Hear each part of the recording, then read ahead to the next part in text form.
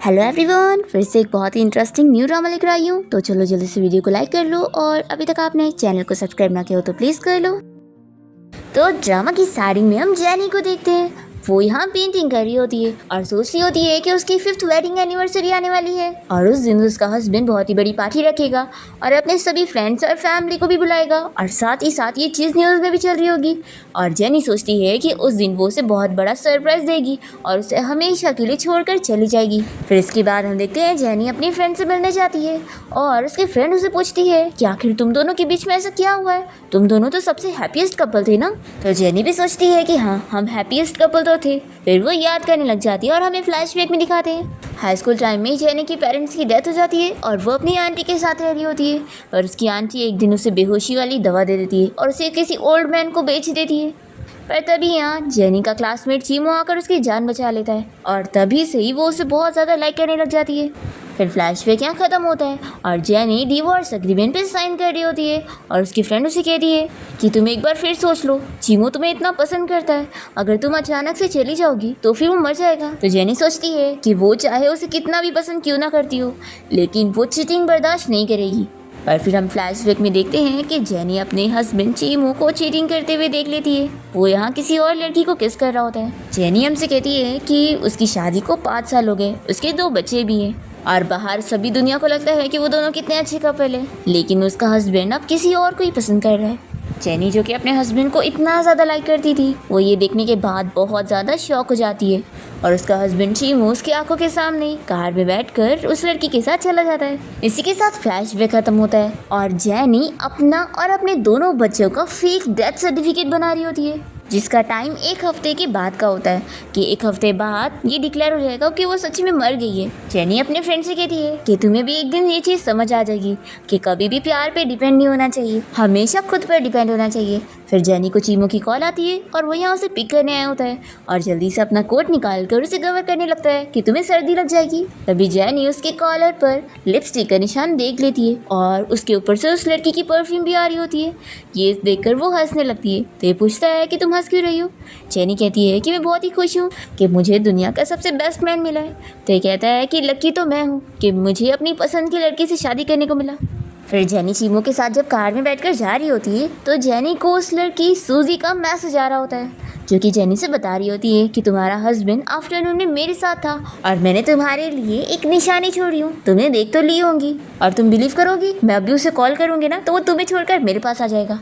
तो जेनी उसे मैसेज करती है कि नहीं, मुझे तुम्हारी बात पर बिलीव है।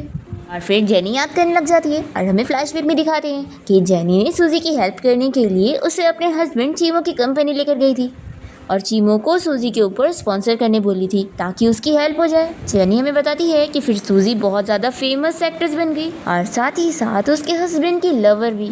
जेनी देखती है कि सूजी ने चीमो को अपनी फ़ोटो सेंड करी है, जिसे देखकर वो बहुत ज़्यादा एक्साइटेड हो रहा होता है। फिर वो जेनी से कह देता है कि मुझे कंपनी में कुछ ज़रूरी काम है तो तुम घर जाओ, मैं भी आता हूँ बाद में। ऐसा बोलकर वो अपने ड्राइवर को कार रोकने के लिए बोलता है और उतरने जा रहा होता है। तभी जेनी उसे रोकती है। ये पूछता है कि क्या हुआ। तो जेनी सोचती है कि जब ये मुझे छोड़कर जाना ही चाहता है तो मुझे इसे जाने देना चाहिए। फिर वो इसे कहती है कि बाहर स्नोफॉल हो रही ना तो तुम अम्ब्रेला लेकर जाओ।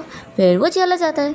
फिर सूजी जेनी को मैसेज करके कहती है कि देखा, मैं फिर जीत गई, तुम्हारा मैन फिर से तुम्हें छोड़कर मेरे पास आ रहा है। दुनिया को तो लगता है कि तुम दोनों अच्छे कपल हो, लेकिन मैं जानती हूँ ना कि वो तो सिर्फ मेरे पास रहता है। जेनी ये मैसेज देखकर बहुत ही अपसेट हो रही होती है। तभी चीमो का असिस्टेंट उसे कहने लगता है कि मैडम, अगर आप इतनी अपसेट थी तो आपको उन्हें रोकना चाहिए था, अगर आप बॉस को रोकती तो वो ज़रूर रुक जाते।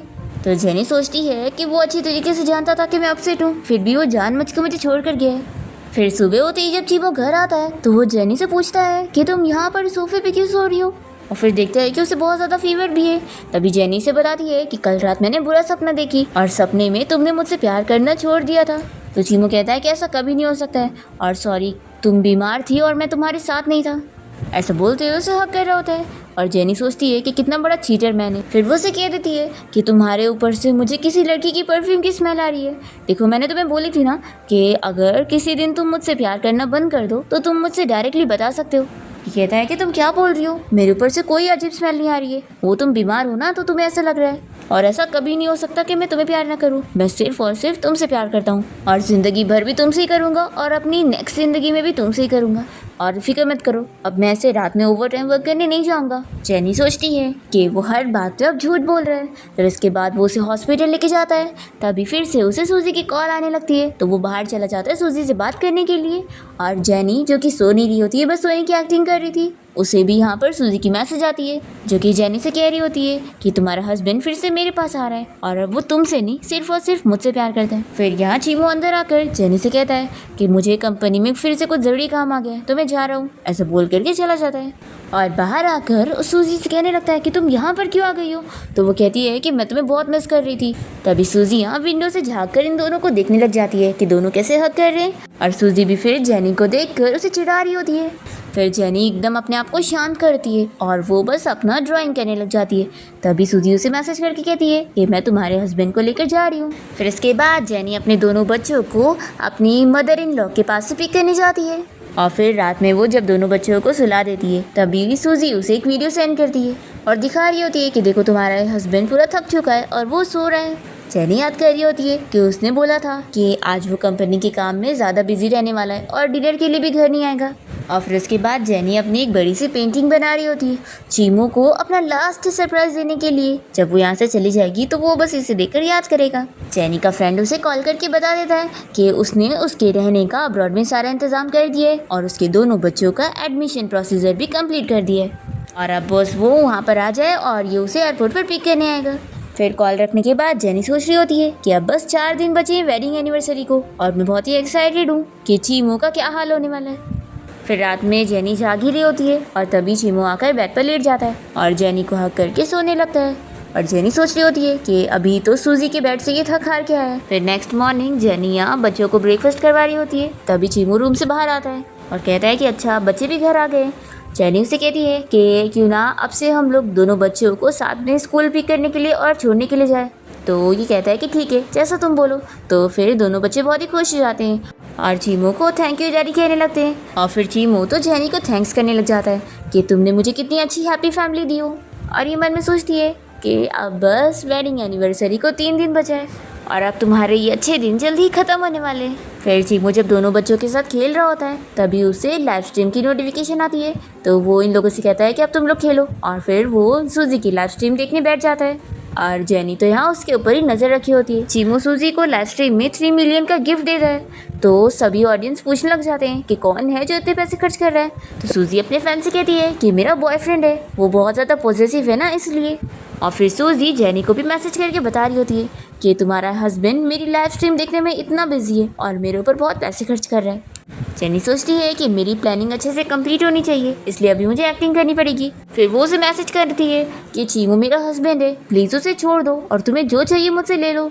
और फिर ये बिल्कुल भी अपसेट नहीं होती है और जाकर चीमू को फ्रूट खिलाती है और फिर उसके साथ सेल्फी लेकर अपने पोस्ट करती है। तो वो भी अपने फ़ोन से उसकी और अपनी सेल्फी लेकर अपने सोशल मीडिया अकाउंट पे पोस्ट कर देता है और जेनी को खुश कर रहा होता है। पर जेनी तो मन में सोच रही होती है कि अब वो सूजी जब ये पोस्ट देखेगी तो वो तो पागल होने लगेगी। फिर हम देखते हैं सूजी को जो कि ये फ़ोटो देखकर बहुत ज़्यादा गुस्सा हो रही होती है और तुरंत ही चीमू को कॉल करने लगती है। चीमू सूजी और बच्चों के साथ बैठा होता है और वो सूजी से कहता है कि मुझे कंपनी से कॉल आ रही है और वो बाहर जाता है उससे बात करने के लिए। और सूजी को चिल्लाने लगता है कि मैंने तुम्हें कहा था ना कि जब मैं घर पे रहूँ तब मुझे कॉल मत किया करो और तुम अपनी जगह याद रखो, मेरी बॉटम लाइन क्रॉस मत करो। तो वो कहती है कि मैं अच्छे से अपनी जगह जानती हूँ, मैं बस तुमसे इतना प्यार करती हूँ कि मैं ये देख ही नहीं पा रही हूँ, तो क्या तुम प्लीज़ अभी मुझे देखने आओगे। तो फिर ये मान जाता है कि ठीक है मैं आता हूँ, बस तुम कोई और ट्रबल मत क्रिएट करो। जेनी यहाँ बैठ कर देख रही होती है कि कैसे वो सूजी से बात करने में लगा हुआ है और ये खुश हो रही होती है। इतने में दोनों बच्चे आकर इसे पूछने लगते हैं कि डैडी क्या फिर हम लोग को छोड़ कर जा रहे हैं। और मम्मी का ये ऐसा तो नहीं कि डैडी अब हम लोग से प्यार ही नहीं करते और वो हमें छोड़ कर जाने वाले हैं। तो जेनी सोचती है कि मेरे बच्चे तो बिल्कुल भी स्टूपिड नहीं है और लगता है इन लोगों को तो मेरे से पहले ही चीमू के अंदर गड़बड़ी नज़र आ चुकी थी। फिर जेनी अपने बच्चों को समझाती है कि तुम्हारे डैडी बहुत ही बिजी है ना, तो तुम लोग उनकी फिक्र मत करो और तुम लोग के पास मम्मी है ना। फिर दोनों बच्चे मान जाते हैं और जेनी सोचती है कि अब आने वाले साल में उसके बच्चों के पास कोई डैडी नहीं होगा। यही सोचकर वो रोने लग जाती है और तभी चीमू वापस आकर उसे रोते हुए देखकर पूछता है कि तुम्हें क्या हुआ।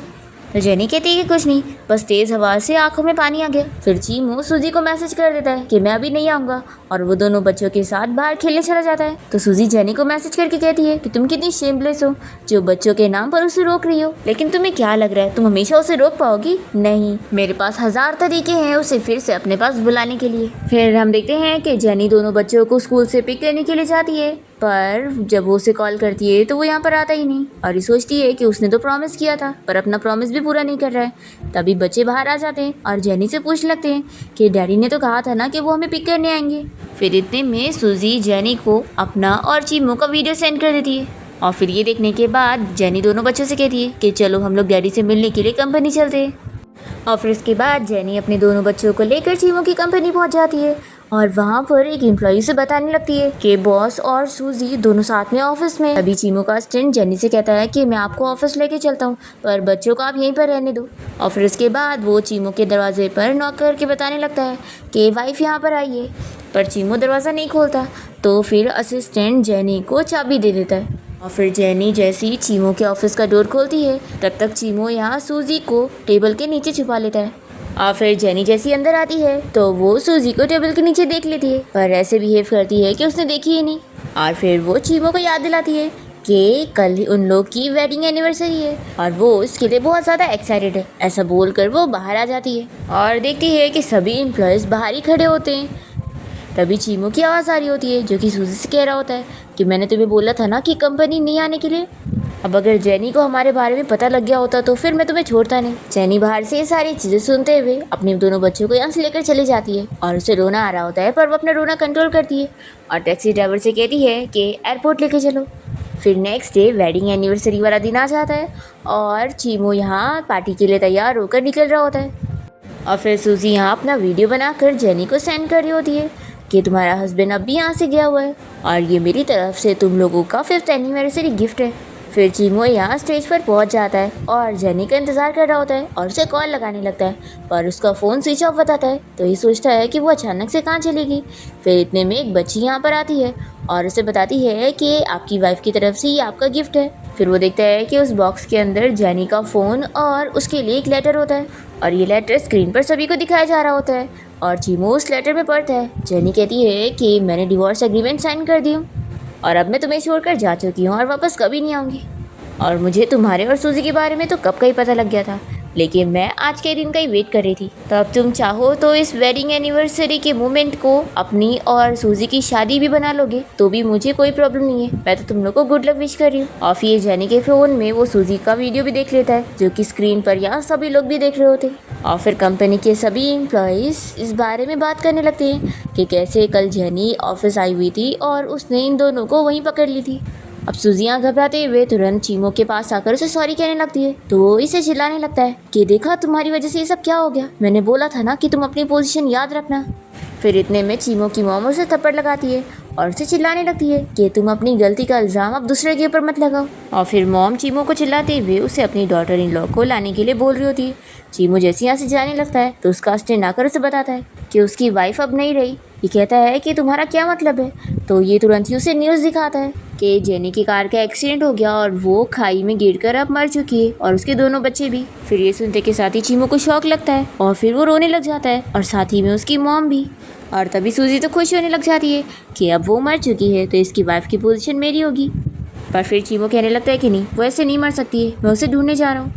दूसरी तरफ हम देखते हैं कि जेनी अब्रॉड पहुंच चुकी होती है और यहाँ एयरपोर्ट पर उसका फ्रेंड उसे पिक करने आया होता है, और वो उसे बताता है कि उसने उसके घर का इंतज़ाम कर दिया है और साथ ही में बच्चों के स्कूल का भी। जेनी उसे थैंक यू बोलती है तो ये कहता है कि वैसे अब तुम अपनी ड्रीम पूरी कर सकती हो, और साथ ही अब तुम उससे बेटर मैन ढूंढ सकती हो, और सिर्फ एक नहीं कई ढूंढ सकती हो। तो जेनी कहती है कि अब इतना सब कुछ एक्सपीरियंस करने के बाद मेरा लव में कोई इंटरेस्ट नहीं रहा है। तो इसका फ्रेंड कहता है कि हाँ, तुम अभी अपनी लाइफ एंजॉय करो। फिर दोनों बच्चे भी बाहर के नज़ारे देखकर खुश हो रहे होते हैं, और जेनी सोचती है कि हाँ, अब ये हमारी नई शुरुआत है। दूसरी तरफ हम चीमू की कंपनी में देखते हैं कि सभी एम्प्लॉयज़ यहाँ कॉल पे कॉल रिसीव कर रहे होते हैं, क्योंकि अब कंपनी के CEO यानी चीमू की इमेज खराब हो चुकी है, और साथ ही उसकी बेस्ट आर्टिस्ट सूजी की भी, कि दोनों का अफेयर चल रहा है। और चीमू की अपनी गुड हस्बैंड वाली इमेज खराब हो चुकी होती है और सभी अब उसे चीटर बोल रहे होते हैं। हम देखते हैं चीमो को, जो कि बहुत ज़्यादा ड्रिंक कर रहा होता है। उसका असिस्टेंट उसे समझाने के लिए पहुंचता है कि उसे अब कंपनी को संभालने जाना चाहिए, क्योंकि कंपनी के स्टॉक प्राइस काफ़ी गिर रहे हैं और अभी उसकी ज़रूरत है कंपनी को। पर चीमो यहाँ चिल्ला के कह देता है कि मैं कहीं नहीं जाने वाला हूँ। फिर इतने में यहाँ पर कुछ स्टाफ आए होते हैं, जेनी और दोनों बच्चों के एशेस लेकर। फिर ये जानने के बाद तो चीमो जेनी और बच्चों को याद करके बहुत ज़्यादा रोने लग जाता है। दूसरी तरफ जेनी यहाँ पेंटिंग कर रही होती है, तभी उसे स्टाफ की कॉल आती है और वो बताती है कि आपके ऑर्डर पर हमने मिस्टर चीमो को आपके और बच्चों के एशेस दे दिए, जो कि असल में 3 स्ट्रे डॉग्स के हैं। जेनी इसके लिए थैंक यू बोलती है तो स्टाफ बताने लगती है कि 3 दिन बाद उसके और उसके बच्चों का फ्यूनरल होने वाला है और ये चीज़ लाइव आएगी। फिर इतने में जेनी का फ्रेंड आकर उसकी पेंटिंग को देखते हुए उसकी तारीफ़ करता है कि उसकी पेंटिंग इतनी अच्छी है, इसलिए वो उसके लिए एक पेंटिंग एग्जीबिशन रखने वाला है। तो जेनी भी कहती है कि अब मैं अपना पेंटर बनने का ड्रीम पूरा करूँगी। फिर वो तुरंत ही अपने फ्यूनरल को लाइव देखने लग जाती है, जिसमें चीमो उसके एशेस लेकर जा रहा होता है और पीछे उसकी फैमिली भी चल रहे होते हैं। सभी रिपोर्टर सूजी और चीमो दोनों को ही देखकर बातें कर रहे होते हैं कि दोनों चीटर हैं। सूजी को तो कोई फ़र्क नहीं पड़ रहा होता है और उल्टा वो तो खुश हो रही होती है कि अब वो मर चुकी है, तो उसकी जगह मैं लेने वाली हूँ। फिर इतने में हम यहाँ पर शैन को देखते हैं, जो कि सामने से भागते हुए आकर चीमो को पंच मारने लगता है और उसे चिल्लाकर कहता है कि तुमने तो मुझसे कहा था कि तुम जेनी से प्यार करते हो, तो तुम उसका ख्याल रखोगे, तो तुमने उसका ये ख्याल रखा हुआ है। और फिर उसे और मारने लगता है। तभी सूजी उसे रोकती है और कहती है कि तुम हो कौन, और तुमने वापस से चीमो के ऊपर हाथ उठाया ना तो मैं पुलिस को कॉल कर दूंगी।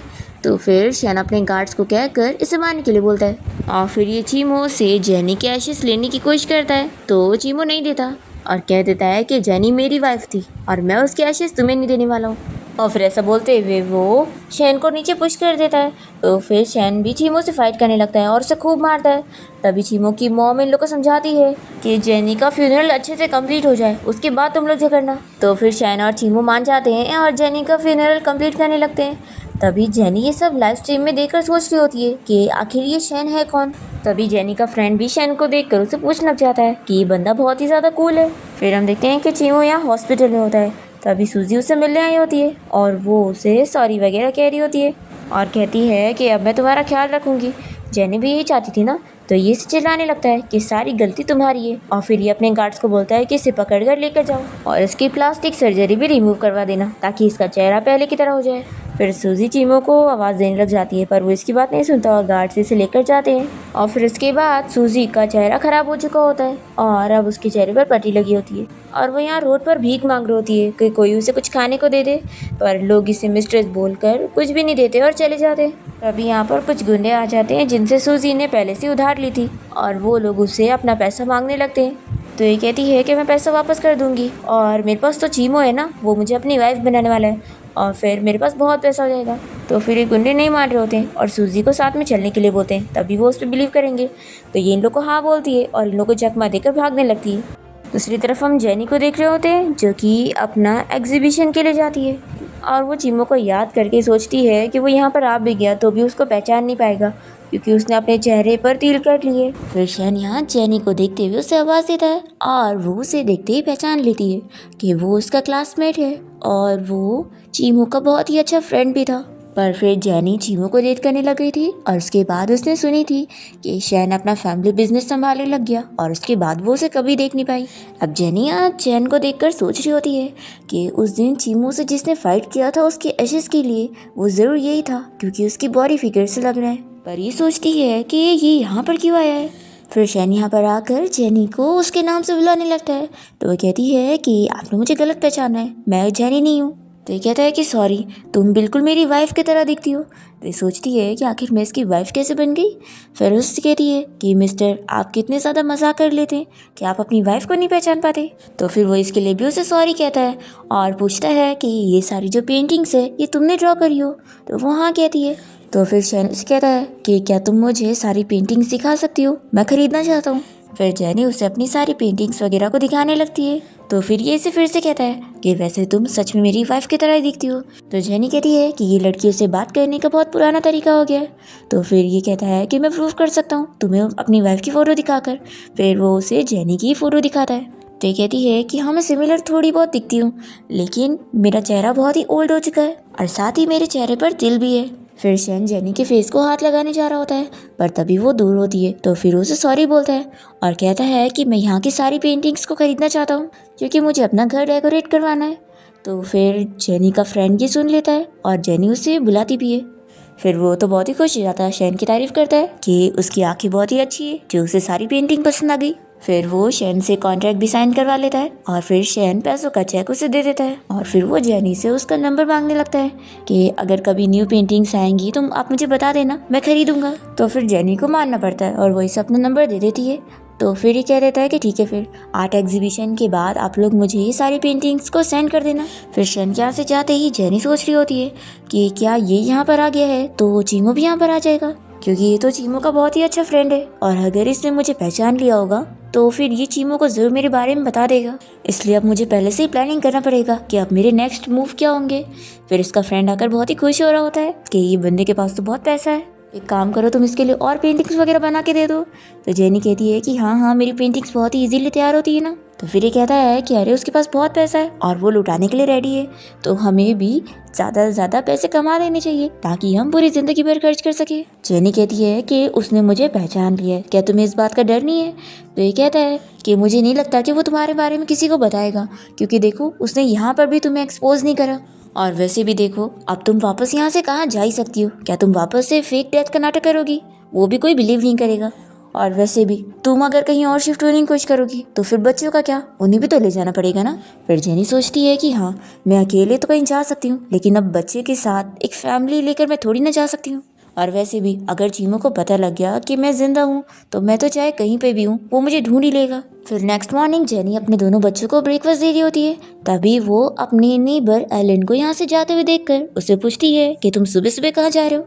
तो फिर उसका नेबर बताने लगता है कि कल रात किसी रिच बंदे ने मेरे घर को 3 गुना प्राइस में खरीद लिया और आखिर इतना अच्छा ऑफर मैं कैसे ठुकरा सकता था, तो मैंने भी तुरंत घर को बेच दिया हूँ और अब मैं यहाँ से कहीं और शिफ्ट हो रहा हूँ। तो जेनी उसे कहने लगती है कि वैसे वो बंदा कौन है। तो ये बताता है कि वो भी हमारी तरह चाइनीज है और बहुत ज्यादा यंग लड़का है। फिर जेनी इस सोचने की बात सोचने पड़ जाती है कि कहीं वो चीमू तो नहीं। फिर इसके बाद नेक्स्ट डे वो देखती है कि वर्कर्स यहाँ उसके नेबर वाले घर में सामान शिफ्ट करवा रहे होते हैं। फिर जेनी जल्दी से अपने फ्रेंड को कॉल करके इस बारे में बता देती है और कहती है कि शायद अब मुझे कहीं और शिफ्ट होना पड़ेगा, तो मैं जा रही हूँ यहाँ से। तो इसका फ्रेंड कहता है कि इतना पैनिक मत हो, थोड़ा वेट करो और देखो तो कि वो है कौन। तो फिर जेनी को भी लगता है कि हाँ, अगर वो बंदा चीमू होता तो वो थोड़ी ना ऐसे नेबर में उसके रहने आता, वो तो डायरेक्टली उससे मिलने आता। फिर ये अपने फ्रेंड को कहती है कि ठीक है, मैं वेट करके देखती हूँ कि वो कौन है। फिर दूसरी तरफ हम यहाँ पर चीमू को देखते हैं, जो कि जेनी और बच्चों की फोटो देखते हुए अपसेट होकर बहुत ज़्यादा ड्रिंक कर रहा होता है। तभी असिस्टेंट उसे रोकने लगता है और कहता है कि बॉस, इतनी ड्रिंक मत करो, डॉक्टर ने भी आपको मना किया है। पर चीमू बिल्कुल नहीं मान रहा होता है और वो बहुत ज़्यादा ड्रिंक करे जा रहा होता है। और तभी उसे डोरबेल की आवाज़ सुनाई देती है और वो बहुत ही खुश हो जाता है कि ज़रूर जेनी आ गई होगी। और वो दरवाज़ा खोलता है तो सामने कोई होता ही नहीं है। दूसरी तरफ हम देखते हैं शैन यहाँ पर जेनी के घर पे डोरबेल बजाकर उसे मिलने आता है और उसे देखते ही नाटक करने लगता है। कह रही, कितना बड़ा कोइंसिडेंस है, तुम मुझे यहाँ पर मिल गई, हम लोग तो कोइंसिडेंटली नेबर बन गए, मैंने तुम्हारे पास वाला घर ही खरीदा। जेनी मन में सोचती है कि अगर मैंने कल सुनी ना होती कि तुमने 3 गुना प्राइस में एक घर खरीदा है तो मैं तुम्हारी बात पर बिलीव कर लेती। फिर शैनी से वाइन देने लगता है, नेबर होने के नाते गिफ्ट के तौर पे। फिर जेनी से पूछती है कि वैसे तुमने मुझे अपनी वाइफ के बारे में बताए थे, वो कहाँ चली गई, वो तुम्हारे साथ नहीं आई है। तो ये बताता है कि वो किसी और के साथ भाग गई। तो ये मन में सोचती है कि ये ऐसे झूठ बोल कैसे लेता है। तभी इतने में जेनी के दोनों बच्चे बाहर आ जाते हैं और शैन उन्हें देखकर कह रहा है कि बच्चों, मैं तुम लोग को मीटिंग गिफ्ट के तौर पे मैजिक दिखाऊं।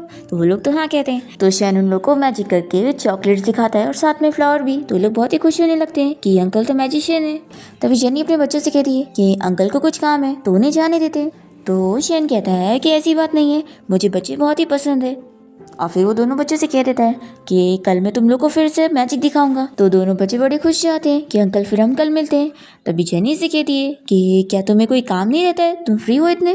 तो ये बताता है कि मैं कंपनी का बॉस हूँ, तो मैं अगर थोड़ी बहुत छुट्टी भी ले लूँगा तो भी काम को असर नहीं पड़ेगा। और फिर वो इसे अपना ख्याल रखने का बोलकर अपने घर के लिए चला जाता है। और जेनी सोचती है कि मुझे इसे अच्छे से ऑब्जर्व करना पड़ेगा कि करना क्या चाहता है।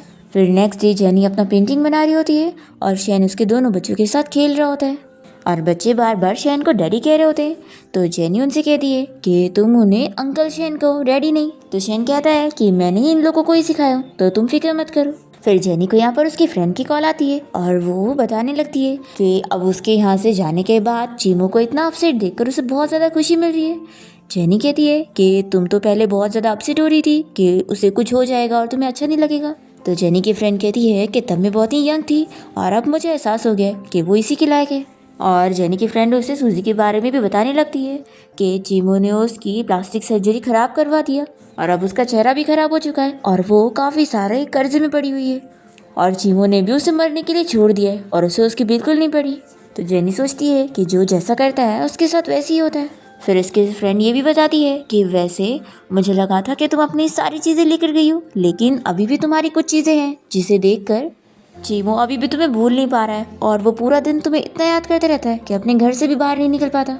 जेनी कह रही है कि शायद वो चीज़ें इसलिए छूट गई होगी क्योंकि मैं गुड बाय कहने में बिल्कुल अच्छी नहीं हूँ। फिर जेनी अपनी फ्रेंड को समझा देती है कि वैसे इतना बस हो गया, अब तुम्हें आगे से चीमू के बारे में मुझे कुछ भी रिपोर्ट करने की ज़रूरत नहीं है।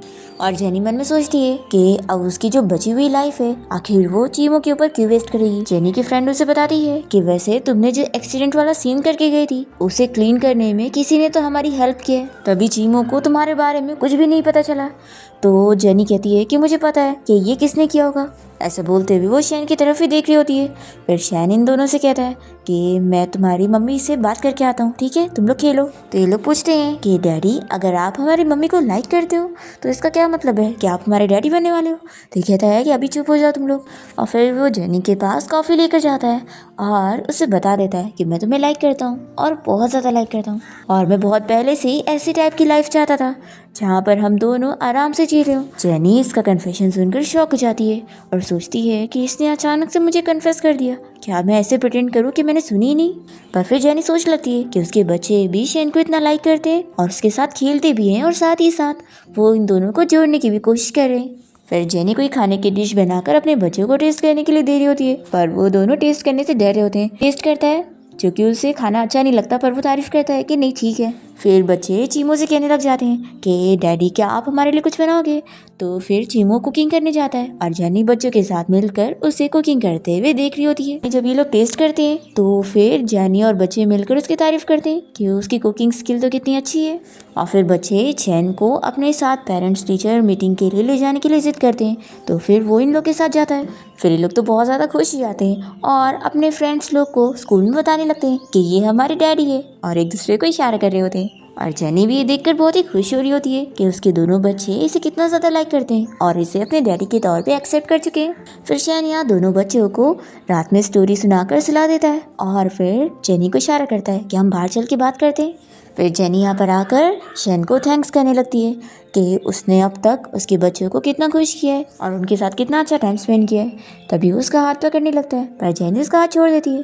पर फिर शैन तो नहीं मानता और वो जेनी को किस कहने लग जाता है। और फिर जेनी भी सोच रही होती है कि वो इतना अच्छा है और अगर शायद हाई स्कूल टाइम में चीमू की जगह उसे इससे प्यार हुआ होता तो अभी दोनों की लाइफ अभी बहुत ही अच्छी चल रही होती। जेनी उसे एक्सेप्ट कर लेती है और दोनों ही नाइट स्पेंड कर लेते हैं। दूसरी तरफ चीमू डॉक्टर से मिलने गया होता है और डॉक्टर से बताता है कि वो बहुत ज़्यादा बीमार हो गया है। फिर चीमू तो यहाँ कंपनी में भी जेनी के बारे में ही सोच रहा होता है और उसे इल्यूजन में वो दिख भी रही होती है। फिर जेनी की जैसी यहाँ नींद खुलती है तो शैन को देखकर खुशी हो रही होती है और फिर वो उसके लिए ब्रेकफास्ट बनाने किचन में आ जाती है और सोचती है कि वैसे तो मेरी कुकिंग इतनी अच्छी नहीं है लेकिन मैं थोड़ा बहुत तो कुछ ट्राई कर सकती हूँ। फिर वो एग फ्राई करने लग जाती है और तभी इतने में शैन यहाँ पर आकर उसे हक कर लेता है और उसे बताता है कि जब उसकी नींद खुली और वो उसके पास नहीं थी तो वो डर गया था कि ये सब बस सपना था। तो ये कहती है कि लेकिन देखो मैं तो यहीं पर ही हूँ ना।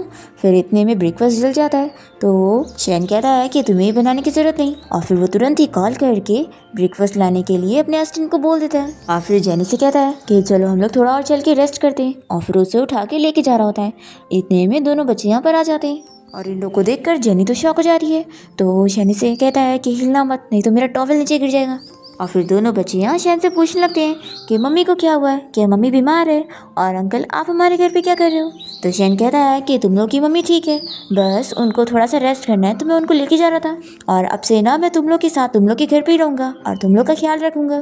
तो फिर बच्चे शैन से पूछने लग जाते हैं कि क्या आप हमारे डैडी बनना चाहते हो, क्योंकि अगर आप हमारे डैडी बनोगे तभी आप हमारे घर पे रह सकते हो और हमारी मम्मी के साथ भी। जेनी सोचती है कि शायद ये इतनी जल्दी इस चीज़ को एक्सेप्ट ना कर पाए क्योंकि मेरे 2 बच्चे भी हैं। पर शैन तो तुरंत ही हाँ कह देता है कि मैं रेडी हूँ और तुम लोग मुझे डैडी बुला सकते हो। तो फिर दोनों बच्चे बहुत ही खुश होकर उसे तुरंत ही डैडी कहने लगते हैं और ये दोनों मस्ती करते हुए उसका टॉवेल भी खोल देते हैं और वो बेचारा शर्म से भाग जाता है।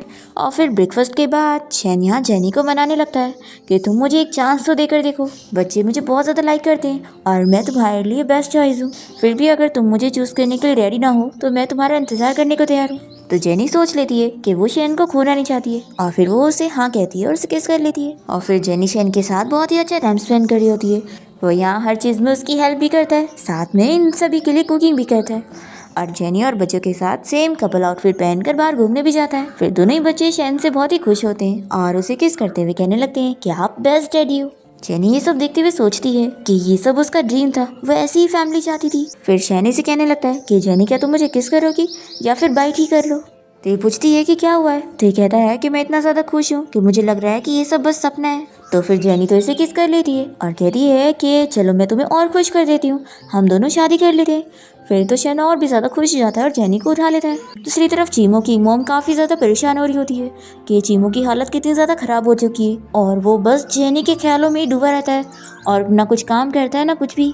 उसकी तबीयत भी बहुत ज़्यादा ख़राब हो जाती है। तभी चीमो की मॉम उसे जेनी का फ़ोटो दिखाते हुए बता देती है ये जेनी असल में जिंदा है और वो दोनों बच्चों को लेकर अब्रॉड गई हुई है। चीमो जानकर बहुत ही खुश हो जाता है और वो अपने असिस्टेंट को कहकर पता लगाने लगता है कि जेनी आखिर कहाँ पर है। फिर इसे जेनी और शैन और बच्चों की फोटोज वगैरह मिल जाती है और असिस्टेंट बता देता है कि आज जेनी शैन के साथ शादी करने वाली है। चीमो ये सुनकर शॉक होता है और अपने असिस्टेंट को तुरंत ही फ्लाइट बुक करने के लिए बोलता है। फिर हम देखते हैं कि जेनी और शैन की यहाँ वेडिंग सेरेमनी चल रही होती है और शैन यहाँ पर सारे प्रॉमिस वगैरह कर रहा होता है कि वो जेनी का हमेशा ख्याल रखेगा। और फिर वो जैसे उसे किस करने जा रहा होता है तो इतने में यहाँ पर चीमो आ जाता है और वो कह देता है कि मैं इस शादी से एग्री नहीं कर रहा हूँ। फिर सभी लोग बातें करने लग जाते हैं कि ये क्या चल रहा है। चीमो जेनी से कहने लग जाता है कि जेनी ये तुम हो, तुम सच में जिंदा हो और लगता है तुम्हारी याददाश्त चली गई है ना। मैं तुम्हें बता दूं कि मैं चीमो हूँ, तुम्हारा हस्बैंड। पर जेनी कुछ भी नहीं कह रही होती है और दोनों बच्चे भी डरने लग जाते हैं।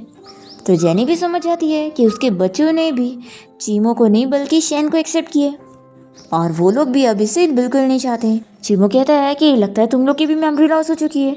फिर ये शैन को चिल्लाने लगता है कि इन सभी की मेमोरी लॉस हो गई तो क्या हुआ, तुम्हें तो सब याद है ना कि ये मेरी वाइफ और मेरे बच्चे हैं, तो फिर आखिर तुम ये क्या कर रहे हो, तुम इन्हें मुझसे छीन रहे हो। तो शैन से चिल्लाता है कि अब बस बहुत हो गया, तुम्हारा यहाँ पर कोई वेलकम नहीं हो रहा है, तुम निकलो यहाँ से। फिर दोनों बच्चे यहाँ पर शैन को डैडी कहते हुए बोलने लगते हैं कि हमें डर लग रही है। तो फिर शैन उन लोग से कहता है कि तुम लोग डरो मत, डैडी है ना तुम लोग के पास। चीमू तो काफ़ी शौक हो जाता है और फिर शैन इसे बताने लगता है कि ये मैं तुम्हें इंट्रोड्यूस करा दूँ, ये मेरी वाइफ और मेरे बच्चे हैं। तो फिर चीमू इसे चिल्लाने लगता है कि तुम ये क्या बकवास कर रहे हो।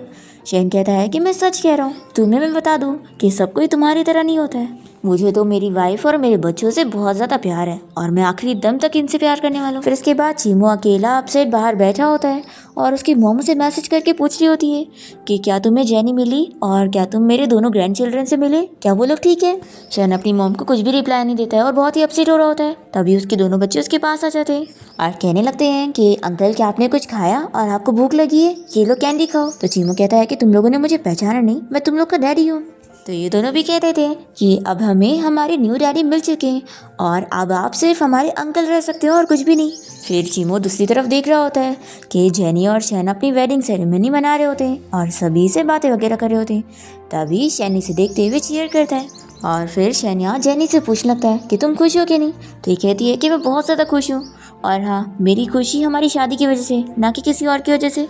तो फिर वो उसे किस कर लेता है और जेनी खुश हो रही होती है और सोचती है कि वो चीमू की यहाँ पर आने की वजह से थोड़ा जेलस हो चुका है, पर वो फिर भी कितना अच्छा है जो उसने दोनों बच्चों को चीमू से बात करने के लिए भेज दिया। फिर हम देखते हैं कि बच्चे तो यहाँ पर चीमू से शैन की बहुत तारीफें कर रहे होते हैं कि वो उन लोगों के साथ कितना अच्छे से टाइम स्पेंड करता है, उन लोगों के साथ खेलता है, उन लोगों के लिए कुकिंग करता है, पेरेंट्स टीचर मीटिंग में भी जाता है और मम्मी के साथ भी अच्छे से रहता है। फिर चीमू अपने बच्चों के साथ टाइम स्पेंड करने के बाद गार्ड से कहकर उन्हें घर भेजने के लिए बोल देता है और फिर वो जेनी की बनाई हुई पेंटिंग देखने लगता है कि वो अपनी लाइफ में अब बहुत खुश है। फिर वो अपनी मॉम को भी कॉल करके बता देता है कि जेनी और बच्चे दोनों ही यहाँ पर बहुत ज़्यादा खुश हैं और अपनी अच्छी लाइफ बिता रहे हैं। और वो बहुत ही अपसेट होकर अपनी मॉम से कहता है कि मॉम लाइफ में कुछ मिस्टेक ऐसी होती हैं जिनका भरपाई नहीं किया जा सकता है। फिर यहाँ चीमू के मुँह से खून आ रहा होता है और फिर जब वो हॉस्पिटल में होता है तो शैन से मिलने आता है और तभी यहाँ जेनी भी आ रही होती है, तो बाहर से खड़े होकर इन लोग की सारी बातें सुनने लगती है। चीमू शेन से कह रहा होता है कि तुम्हें मेरी और जेनी के बारे में सब पहले से पता था और तुम हमारे बीच में आए हो। शेन मान जाता है कि हाँ, मैं तुम लोग के बीच में आया हूँ, लेकिन सारी गलती तुम्हारी है। पहले तुमने जेनी के साथ इस तरीके से बिहेव किया है और उसे चीट किया है। अगर तुमने बीच में किसी और लड़की को ना लाए होते और जेनी को इस तरीके से धोखा ना दिया होता तो मैं कभी तुम लोग के बीच में नहीं आता। उल्टा जब तुम और जेनी हाई स्कूल टाइम से ही डेट करने लग गए थे तो मैंने तुम लोग के बीच में आना छोड़ दिया था और मैंने जेनी पर गिव अप भी कर दिया था। पर जब मुझे पता चला जो तुम जेनी के साथ कर रहे थे उस बारे में, तो फिर तो मैं अपने आप को रोक नहीं पाया और मैंने ही सारी प्लानिंग किया जेनी के क्लोज आने के लिए। तो चीमू कहने लगता है कि तुम कितने ज्यादा चालाक और बुरे हो। तो शैनी से चिल्लाता है कि सारी गलती तुम्हारी है, तुमने जेनी को चीट किया है। जब जेनी को तुम्हारी सबसे ज्यादा जरूरत थी तो तुम उसे छोड़कर चले जाया करते थे और तुम उसके पास थे नहीं और ना बच्चों के पास। तो तुम्हें तो उसे चेरिश करना नहीं आता, लेकिन मुझे आता है। मैं उसे बहुत ज्यादा प्यार करता हूँ और मैं अब जेनी का और बच्चों का अच्छे से ख्याल रख लूंगा। और हाँ, मेरे सामने ये बीमार होने की एक्टिंग मत करो। तुम्हारी इन सारी बीमारी के नाटक से मैं फंसने वाला नहीं हूँ और मैं अब तुम्हें जेनी को वापस नहीं दूंगा। और फिर चीमो को ये सब बोलने के बाद जैसे शैन बाहर आता है तो देखता है कि जेनी बाहर खड़े होकर सब कुछ सुन चुकी होती है। फिर वो उसे पूछता है कि तुम यहाँ पर कब आई। तो ये कहती है कि मैं जस्ट अभी आई हूँ और तुम अपना फ़ोन भूल गए थे तो मैं देने आई थी। फिर ये उसे पूछने लग जाता है कि क्या तुमने सब सुन ली। तो ये तुरंत ही उसे किस कर लेती है और सोचती है कि उसने शैन को एक्सेप्ट करके सबसे सही डिसीजन ली है। और वो सोचती है कि हर किसी के लाइफ में कुछ ना कुछ सीक्रेट्स होते हैं, तो इसलिए अब उसे कोई भी चीज़ की परवाह नहीं है। वो बस अब अकेले नहीं रहना चाहती है और शैन के साथ खुश रहना चाहती है। और फिर इसी के साथ इस ड्रामा की हैप्पी एंडिंग यहाँ पर हो जाती है।